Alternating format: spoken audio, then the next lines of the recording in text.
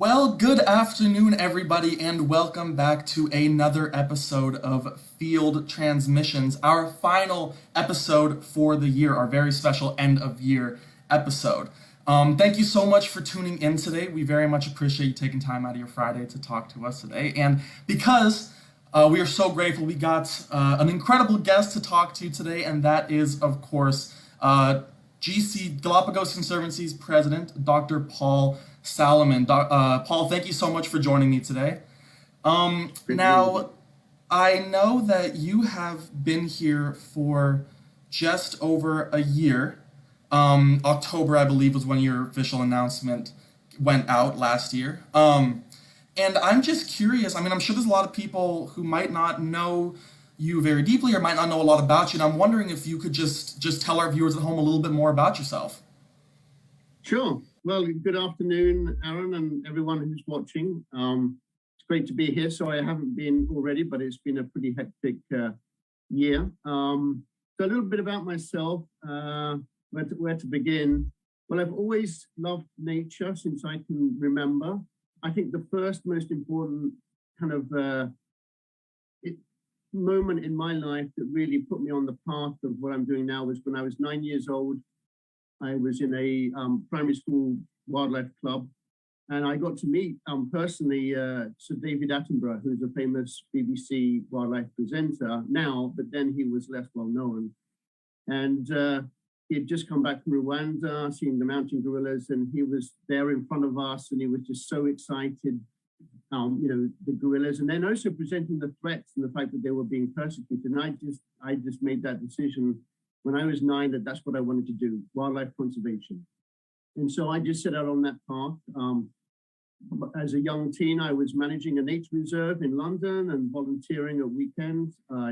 As a freshman at university, I led my first wildlife conservation expedition to Colombia, one of the few foreigners at that time going to visit the country. It was rather less stable than it is now. And I ended up leading about 7 expeditions with students from Cambridge and the UK, in the UK and also Colombia for many years. And that resulted in many protected areas being established, 1 national park and 2 dozen nature reserves. And in that work, I described 4 new bird species for science. So I established a lot of science and research during these expeditions. I graduated with a PhD from the University of Oxford in the UK. And then I just dedicated myself through different conservation organizations working to implement conservation action, really focused on the most species that really were on the cusp of extinction, on the edge of extinction, and that really needed help. So I would spend a considerable amount of time in the field implementing conservation actions. And I kind of abandoned academia, focused on conservation work that I saw as the real need. And then I worked in Conservation International, very well-known organization that gave me tremendous capacity. And also I led Rainforest Trust from being the sole employee, full-time employee, to building it up to 45 staff, and from a $1 million budget to 49 million over a decade. And there I implemented a lot of conservation action, protecting millions of acres across the planet. But I was really drawn to Galapagos because, well, for one reason really, and that was extinction.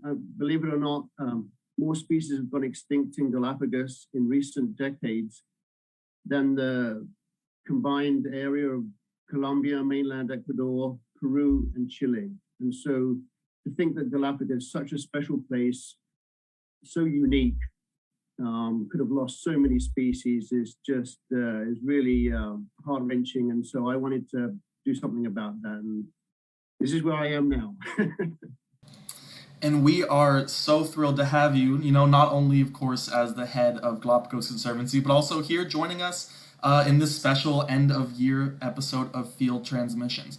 So for those of you tuning in at home, if you do have any questions or comments to make during the presentation, we'd love to try to answer a few if we have time at the end of the program. Please put those in the comment section below. We have a moderated chat happening right now, so our moderator will answer those that they can and then pass on some good ones to us if we do have some. Additionally, if at any point during this presentation you find yourself inspired to help us with our conservation work and participate in our efforts to protect and preserve Galapagos both now and into the future, feel free to make a donation. We would certainly appreciate it, and especially right now in our most important time of year in terms of donation to help us build momentum going into 2022. And right now, until December 31st, we are actually in a triple match or a double match. So your donation will go 3 times as far. If you donate $100, it'll be $300, which is just an incredible opportunity to really, really make your strongest impact right now. Now, as I mentioned earlier, Paul, you have only been with GC for just a little bit over a year. And in that time, we have seen some incredible conservation success in Galapagos and through our organizational work. And I'm wondering if you can tell our viewers at home, how do you think things are going so far? Well, of course they're going well, but no, I mean, it's having worked in a number of other conservation organizations, like I mentioned, Conservation International and others, I do think that we can be set apart because we are so focused on Galapagos and we are doing so many amazing things there together with our partners, together with the national park. And I think what sets us apart now in this last year is that unlike many conservation leaders, CEOs, presidents of other organizations, I'm one of the few that actually lives and breathes conservation. It's academic founding in it, and also I've done an awful lot in the field of actual conservation work. And so I think that that's really helping focus our programs, focus our work, and I think that seeing our actions through that prism of really wanting to make a difference for biodiversity in Galapagos, I think it really is helping us focus our financial resources to really make a difference. So I think that this year has been one where an organization that's 35 years old, Galapagos Conservancy, has done amazing things, has a tremendous base of supporters, and I'm grateful to everyone that makes this possible. And it's really that support I want to put to the maximum, action on the ground to save biodiversity, protect Galapagos, and help the community and the park in doing that work. So I think that this past year has been a chance for us to streamline the organization, really focus on our reducing our fundraising expenses, while thanks to our generosity of our donors, actually increase the support for Galapagos. And I think that that's all been possible by our team that has just been incredibly diligent and hardworking, really helping raise funds and really get that on the ground. And it's really been I've been really satisfied working with the Galapagos team, which we've really empowered. We're listening to what are the priorities, what are their needs, what are the needs of the park. And I think that has allowed us to be more focused and really implement conservation actions that will last, that are needed, and will be a lasting legacy for the island. So I'm really excited by all of those things. So it's been an exciting year for sure. It has certainly been an exciting year, and I think that before we, go and look forward to 2022, which we will, so for those of you at home who I know are excited to hear about what we have coming your way, I think we should take a moment to look back and ask ourselves kind of what all have we accomplished. I mean, you were speaking on these kind of organizational changes that have come to kind of streamline our efforts and make us more efficient. And I'm wondering, Paul, what do you think are the impacts of that type of work? Well, we've had some very successful impacts this year. I mean, there's 3 that really leaps to mind, Aaron, and that is, on the 25th of May, we had the announcement together with the National Park that we confirmed the rediscovery of the Fernandina giant tortoise. And that made waves around the world in the press. It really was extremely important. The last sighting was 1906, when the species was thought to have gone extinct. That's 112 years, a species lost. And thanks to our great conservation team at GC, Washington Tapia, together with the park guards, particularly Jeffrey Malaga, who went out into an extremely tough terrain on the island of Fernandina and rediscovered the individual which we've called Fernanda. Fernanda is now at the breeding station that we're taking care of her. And of course, we're hoping to launch an expedition shortly to find a mate for her. But of course, that was a huge discovery. The second was really, I think the marine reserve was that was expanded just recently, creating a protected swimway from Galapagos all the way to Costa Rica, an important breeding area for particularly scalloped hammerhead, was really exceptionally important. And that was thanks to the Ecuadorian President Lasso that declared that. But obviously, as you may have remembered in our last newsletter, we made a big pitch about it. We also joined many partners and organizations and researchers, some of which we support on pushing for that major expansion of the marine reserve. And at the end of the day, it's almost 15 million acres that have been strictly protected. No-go zones for fishing, expanding on the existing marine reserve. Altogether, the area that's been protected around Galapagos now is, I think, it's almost twice the size of Virginia. I mean, it is a massive, and we're just talking marine area. This is a massive area, a sanctuary where some of the most charismatic marine fauna can be safe and avoid major industrial fishing and things like that. So that was a huge achievement. And again, thanks to many organizations and the president for helping with that. And then lastly, I think the third major achievement this year has been our work on the pink land iguana, where we've stepped up and undertaken 3 expeditions. We've really doubled down on trying to save that species. Our work from the summer, thanks to our program manager for conservation, Dr. Jorge Carrion, he established that there were just 211 individuals of the pink land iguana remaining on Earth, and just on one side of Volcan Wolf, which is on Isabella. And so that work has been absolutely critical to understanding about the pink land iguana, and I'm sure that very soon we'll start having success with that species as well. But overall, I mean, there were so many things this past year. And again, it's so much thanks to the entire team at Galapagos Conservancy, particularly Washington Tapia and Jorge Carrion in Galapagos and our entire team there and the national park. We couldn't have done it without them. And I know there's lots to be done, but it was a great start this year for sure. And you said it yourself, the partnerships that we have, obviously our own team members in Washington and Jorge are both very important, and our whole entire team down in Galapagos, but also our partnership with the Galapagos National Park Director, who are some of our strongest partners and collaborators in our conservation work down in Galapagos. And just recently, in the last few months, we actually expanded that partnership with the Galapagos National Park Directorate through Iniciativa Galapagos. And I'm wondering if you'd be able to tell us a little bit more about the importance of this expansion. Sure. Well, I should give you a bit more background about myself, in the sense that I'm a member of the World Commission of Protected Areas, which is part of the IUCN, or the International Union for Conservation of Nature, which is the organization. It's the family of all conservation organizations worldwide, and including governments, over 1,400 members, of which Galapagos Conservancy is proud to be a member.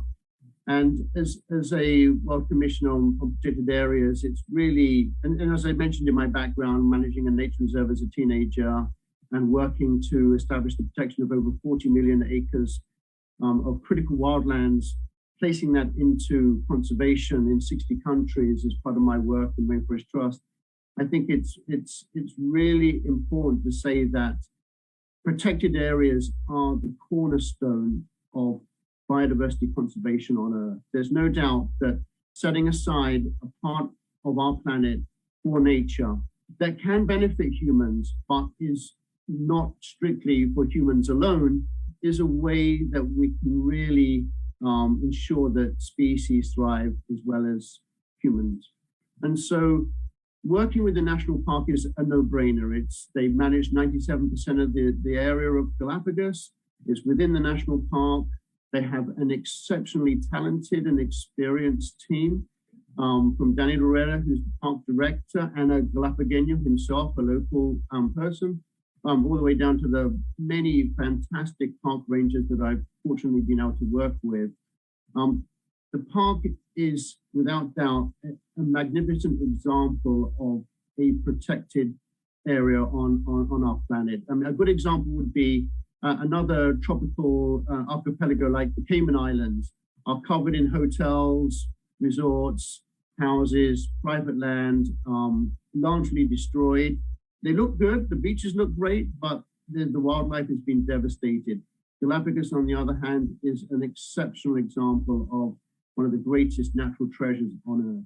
And so working with the park to identify within that some of the challenges that remain, particularly invasive species that we know continue to threaten things like the invasive non-native blackberry from East Asia that are covering many of the highlands of the larger islands, and other species present major challenges. So working with the park, working through our initiative at Galapagos, which is effectively focused on rewilding Galapagos with giant tortoises and the iguana, there's a chance for us to really help restore the Galapagos to its former glory.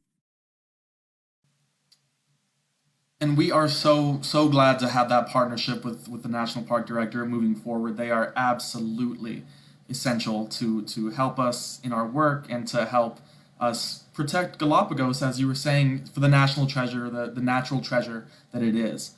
Now, speaking of natural treasures, and specifically an opportunity to experience that, you yourself recently traveled down and had your own David Attenborough moments in Galapagos. Can you tell us a little bit about your recent expeditions down in Galapagos? Sure, yeah. I've actually had 2 expeditions this year. I've been very fortunate to be invited by the National Park to join expeditions together with Galapagos Conservancy staff.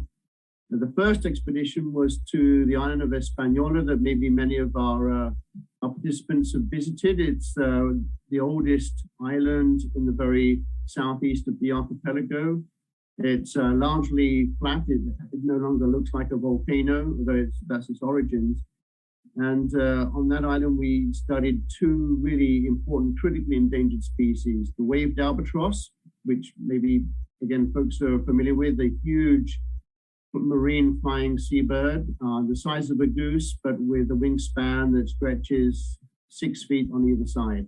And then also the Hispaniola giant tortoise, where we surveyed both species to basically get a grasp of how they're doing, what's their current status.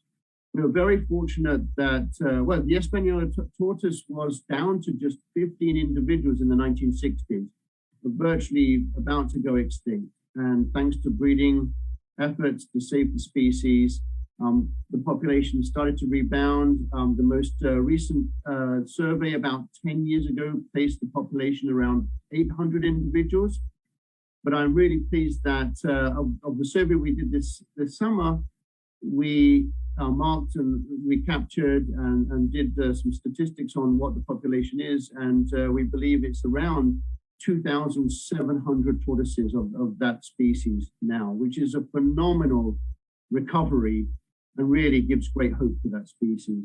And on the other side, the waved albatross, where the populations were hovering around 10 to 15,000 pairs, we were able to survey them, and we were able to calculate that there's over 17,000 breeding pairs on the island, and it's the only place they breed on Earth. So it's exceptionally important. And that species appears to be more stable now.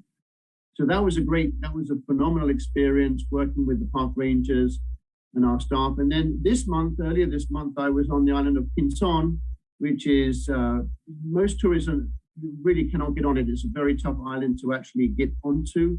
There's no visitation for tourists.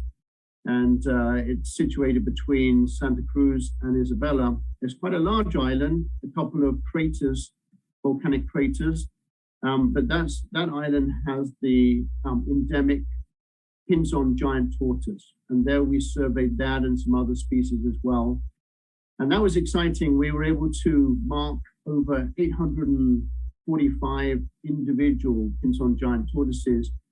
And may mean that the population is over 1,500 individuals. And that's quite spectacular because just 6 or 7 years ago, it was only believed to be around 480 individuals. So again, this is showing a tremendous recovery. We saw a lot of baby, young, immature tortoises that were naturally born and raised on the island. That really gives us great hope. And that's largely thanks to the eradication of rodents there on that island about 8 years ago. So those 2 expeditions were just phenomenal to be involved with the park and our staff to undertake field work. I mean, it was tricky. We had to carry in all our own water and things like that. So there weren't too many showers or anything like that, but it was really good fun. It was great to do this field work. And the other cool thing that I think is worth pointing out about that as well is that you did get an opportunity to go down there with a few other members of the GC staff, which I think is pretty cool. It's I think it's really special and unique that we as an organization emphasize that boots on the ground work for everybody who's involved in our work. So I think it's really cool.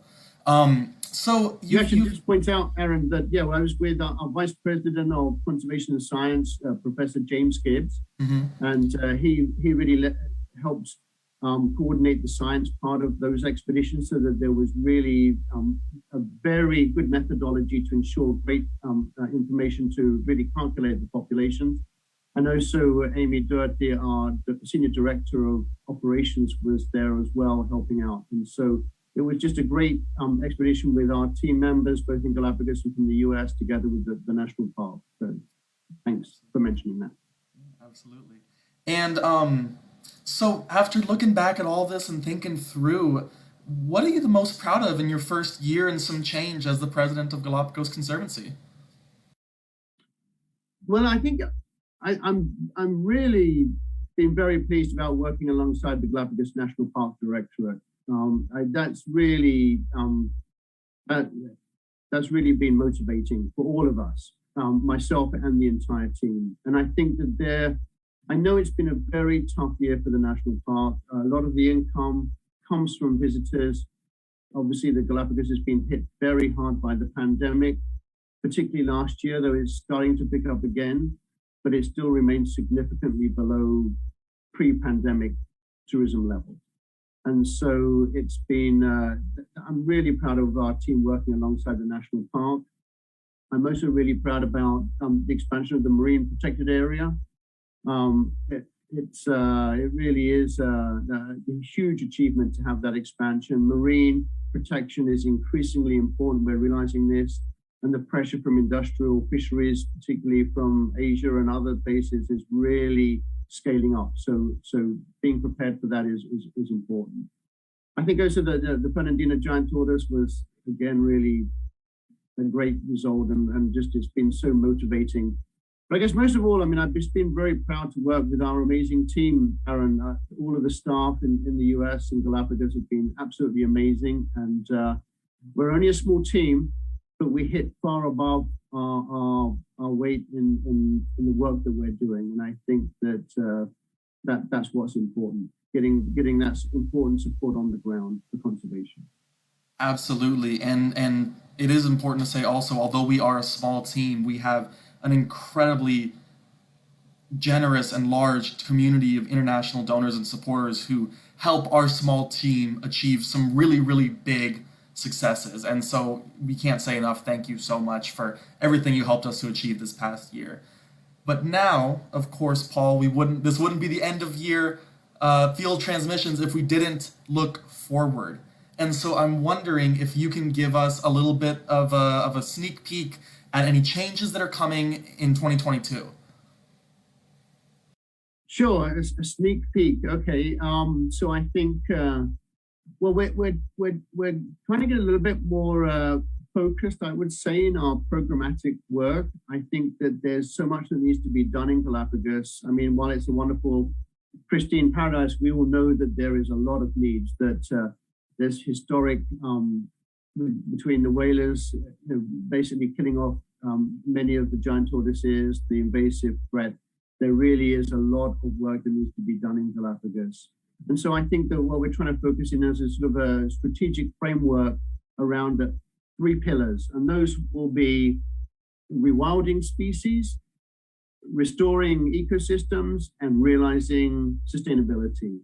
So rewilding species is predominantly focused on saving the most endangered species with direct actions. A good example would be the work of the Galapagos Initiative, working with the giant tortoises in the breeding centers to build up the populations, release them, bring them back. The restoring ecosystems, our second pillar, is really aimed at restoring native biodiversity through the control of invasive species. So bringing back landscapes, things like blackberries that have devastated the highlands of Santa Cruz, Isabela, and Santiago are really exceptionally important to eradicate. So those sort of areas we continue to focus on. And then third is realizing sustainability is really working with the local community on the Galapagos economy to ensure that they thrive together with nature. We don't want a conflict or hostilities from the community with the park. We need that engagement that's positive, and that will ensure that protection and restoration of those areas are most successful. So that's really key. So in practical terms, while there are those 3 pillars, the reality is our goals continue to expand on and double down on the efforts that really result in avoiding extinction, saving species, targeting those species and habitats at most need. And I think we do that really because we listen to the national parks priorities. They're the experts. They've been there for over 50 years, and I think that that's where it's really useful that our team is working so closely with them, and that helps our programs immensely. And speaking of working with local organizations like the Galapagos National Park, we also recently awarded our 2022 conservation grants, which is a very exciting moment, both for us here at Galapagos Conservancy, but also with those people that those organizations, those groups, those individuals that we are choosing to partner with. And I'm wondering if you can tell us a little bit more about the conservation grants that we gave out for 2022. Sure. Well, this is a good example of where we're really doubling down on getting actions in Galapagos. And that's what our mission is and what we are striving to maximize. So again, thanks to all of the many donors that support us, as you mentioned earlier, and this wouldn't be possible without them. But we want them to know that their support has directly helped with funding to Galapagos. We funded, approved through with our board, and together with the National Parks Review and Approval, over 36 grants to predominantly local people and organizations in Galapagos. There was just over $1.4 million in those 36 grants, and it ranged from many areas. For example, on the marine part, there's grants for whale sharks, Galapagos springs, hammerhead sharks, restoring coral reefs, studying the blue-footed booby, and many other things. So really exciting that the fur seal and sea lion as well being studied. And then on the land, there were grants to help with the 2 most endangered finches, the mangrove and the medium tree finch, that are both on the edge of extinction. Also a major grant to study Galapagos land snails. Believe it or not, there's probably 100 endemic snails in Galapagos. Some of them, sadly, are probably already extinct, being persecuted by rats and mice that are not native. And then also working with the geckos on the Galapagos, and of course, importantly, our Education for Sustainability program, working with that as well. But other grants included our new initiative, thanks to Goldman Sachs, supporting our Women in Sustainability Entrepreneurship, or WISE, and 10 grants were allocated to women's-led conservation and business sustainability projects in Galapagos. And that was phenomenal. I was had a chance to meet with those recipients just last week. and that was very rewarding. And I think it's really great to see ourselves and the park engaging with the local community, bringing the benefits and finding those that common ground. And then, and the other thing I wanted to point out, 75% of our project recipients were projects led by women of the 36 projects. So I'm very impressed that we're helping empower and support local women as well in conservation projects in Galapagos. So again, all of this was thanks to the great support from our donors and working alongside the national park to really focus those resources. Absolutely, absolutely. I can't echo that enough, how grateful we are to be able to give out this much grant support to these awesome recipients, thanks to our donors at home. And I want to hone in specifically on that realizing sustainability of the three pillars is that we emphasize both the natural environmental work that we do, but also the societal aspect of it, and they're getting involved in the local community. And I'm wondering why you think that that's such a priority for Galapagos Conservancy moving forward. I guess it's partly experience and partly logic. Any protected area is only as successful as the community around it supporting it. If you have a protected area and you're in conflict with local people, you will have no end of problems and issues, and it will not be successful. But by working alongside the community, empowering them to be involved in that conservation, receive benefits of working in conservation, training them in getting them away from maybe unsustainable activities and embracing conservation is so exceptionally important. And time again, working with the community around protected areas, and of course, nothing finer than Galapagos National Park, by working with those communities in the 3 or 4% of land outside of the national park, will itself create a huge body of supporters for the national park. These people need to receive benefits from that protected area. Of course, everything from tourism is an obvious one, but there's other activities as well. Selling gifts to tourists that would be products that are sustainable harvest, using local food produced in the community. Things like this are so important. So I really think that is something that's key. But also the other thing is that we're really focusing increasingly on looking at how we can train future conservation leaders in Galapagos. But as I mentioned earlier, 75% of our projects were led by women, but over 80% of the projects we funded were from local people, and those in Galapagos and in Ecuador. And so it's really important that we ensure that the funding stays in Galapagos, that these are folks that receive these benefits of working in conservation, rather than drawing in people from all over the world. It would rather work with local people and make sure that we don't have too much of an influx of people into Galapagos to live there. And focusing back in on just Galapagos Conservancy and our work in 2022, what do you think are the most critical, most important, most essential projects that we have planned for this next year?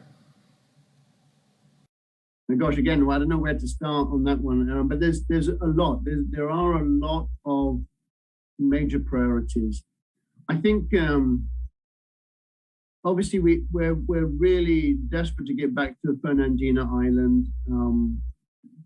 Unfortunately, there was a minor eruption last month on Fernandina. Thankfully, it's passed. It looks like there was a bulge, there was a plume of smoke and ash, but it didn't last too long. So thankfully, we're determined to get back there. We actually have the start of the expedition actually going out in a couple of weeks to start putting down water and things like that for the team. And we're hoping that by the end of January, we can launch that expedition to find a mate for Fernanda. And we don't want the Fernandina giant tortoise to go extinct. And while we've got Fernanda, she is a particularly old tortoise, maybe 70, 80 years old, still perfectly healthy to reproduce, but we need to get that mate for her soon so that the species can be recovered.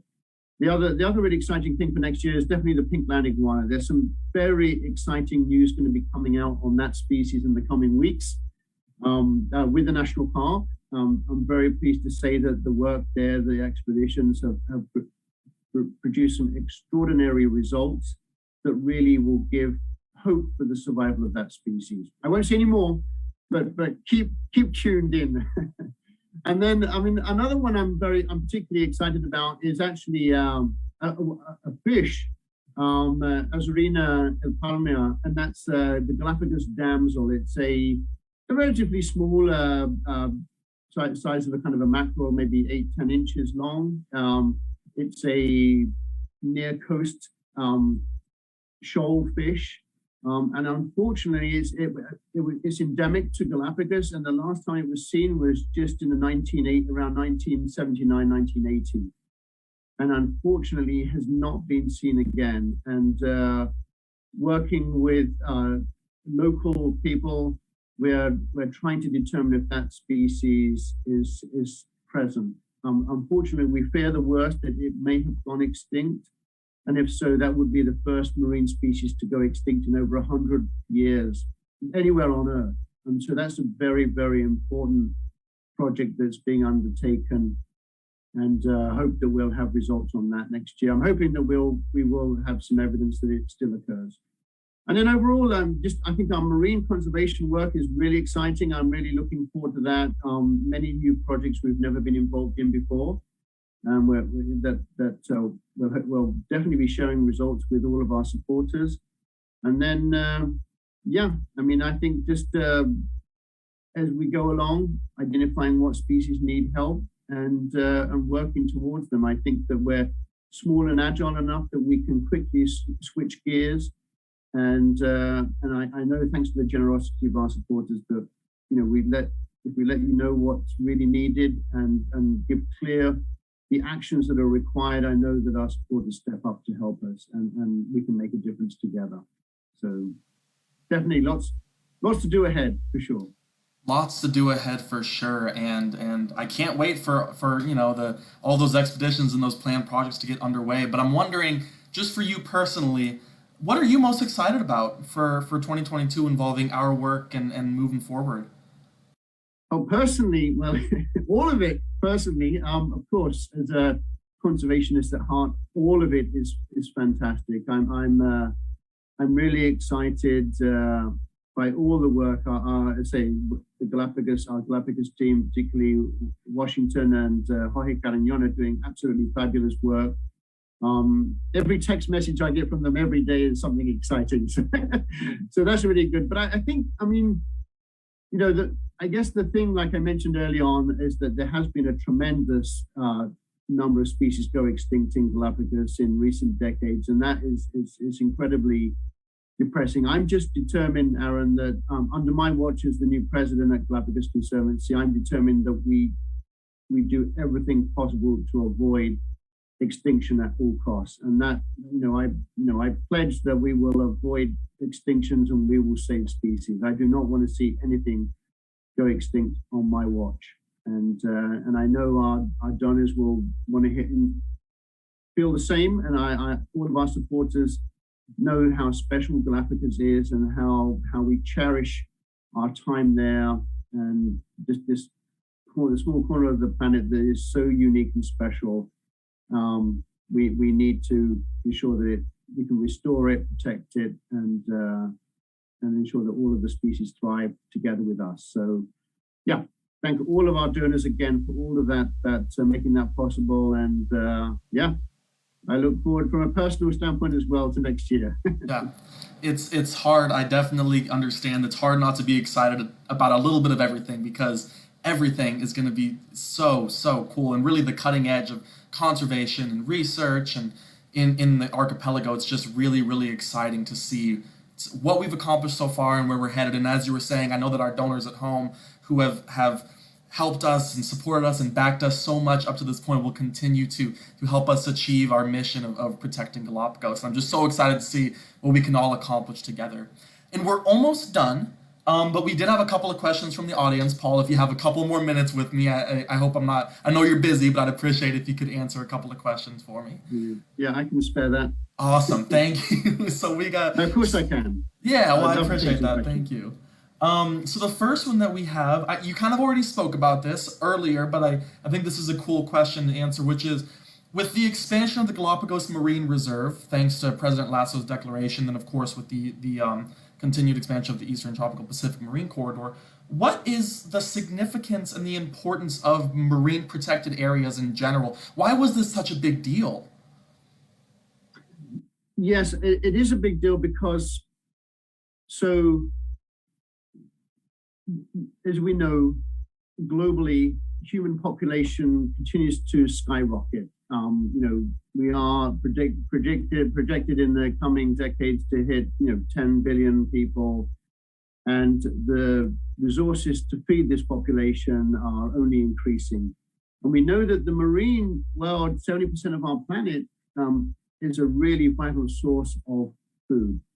Now, unfortunately, because it's open to the public, so to speak, the large areas outside of national marine areas, they are being overexploited. They are being fished at a scale never seen before at an industrial level. A good example would be last summer, a fleet of over 300 fishing vessels from China came into Galapagos waters, fishing, and basically just hoovered up everything. And that has major implications. It affects the entire marine ecosystem. When key fish and marine stocks are taken out like that, it really harms the survival of all species.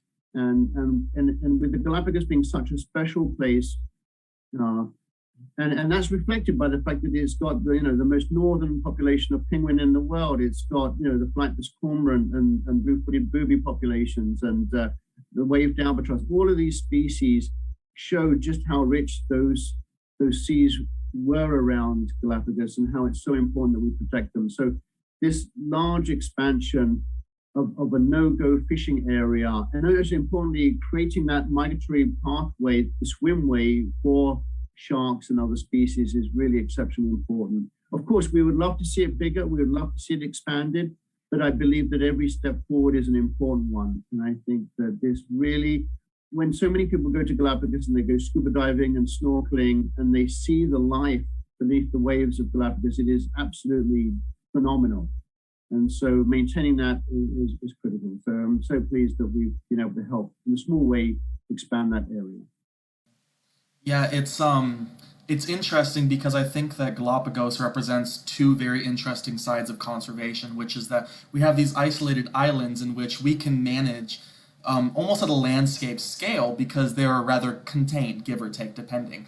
But of course, marine systems don't function like that, and so unfortunately, some of our favorite species that we have in Galapagos are sea turtles, whale sharks, sharks in general, but also our waved albatrosses and cormorants, the ones that fly over the sea as well, need a quote-unquote protected landscape as well. And so the expansion of these marine protected areas is a perfect way for us to extend that protection. And I know I was personally so excited, and I can tell that you are as well. So that's a great question. But as you said, we're not done, and we can continue to push for more expansions and more protections for our marine habitats. That's and great. Our last question, this is a personal question, is after your Española expedition and then Pinzón as well, do you have a favorite story or special experience that you can tell our viewers at home about from being in Galapagos on those expeditions?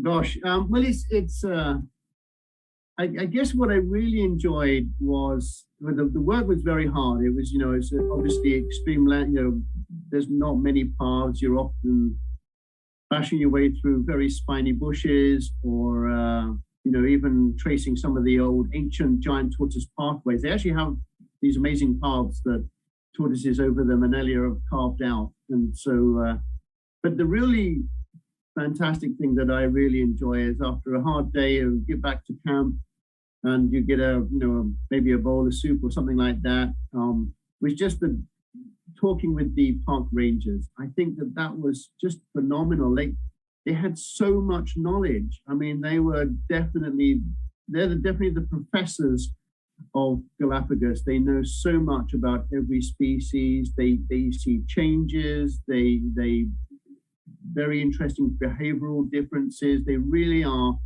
an incredible knowledge base, and I think kind of a little bit overlooked, to be honest. And I just their passion for what they are protecting is really important for me. I mean, it shows you that when you care about something, you're going to dedicate.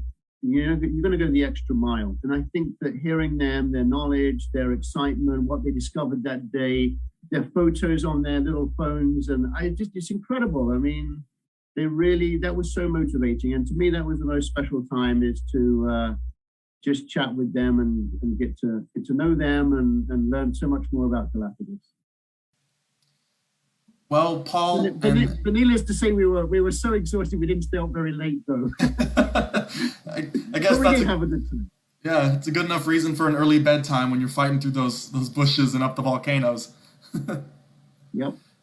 Well, I don't know if there's any better way to end this episode of Field Transmissions and really this incredible year than with that last story right there. So, Paul, thank you so much for joining me today for the end of year transmission of Field Transmissions. Viewers, thank you so much for tuning in. And of course, to our entire international community of supporters and donors, we appreciate you so much, and thank you so much for everything that you've done. Paul, I wonder, is there anything you want to say to our donors at home? No, I reiterate the same, that this is only possible thanks to them, and I am incredibly grateful and just so impressed that even in these challenging times, we've had our supporters stepping up, continuing their membership, continuing gifts. It's wonderful, and I'm immensely indebted to them and grateful. So, and don't ever hesitate to reach out to me. I'm always love to hear from our supporters, and any recommendations and suggestions are always great to hear. So thank you so much. Yeah, thank you so much, donors. Again, as I mentioned at the start of the stream, if you were inspired to make a generous donation, you can take advantage of that match that we have going until the end of the year. So your donations will be tripled. If you donate $1, it will be $3. If you donate $100, it is $300. So if you were thinking about making a donation, or you were inspired to make another one, please do so now, because we could use every bit of it to help fund our incredible, exciting, important projects coming next year. But with that, I think that we're going to sign off. So again, Paul, thank you so much for joining me today. For those of you viewing at home, thank you so much for tuning in. This has been Field Transmissions. We will see you next time. Bye, everyone. Thank you. Bye-bye.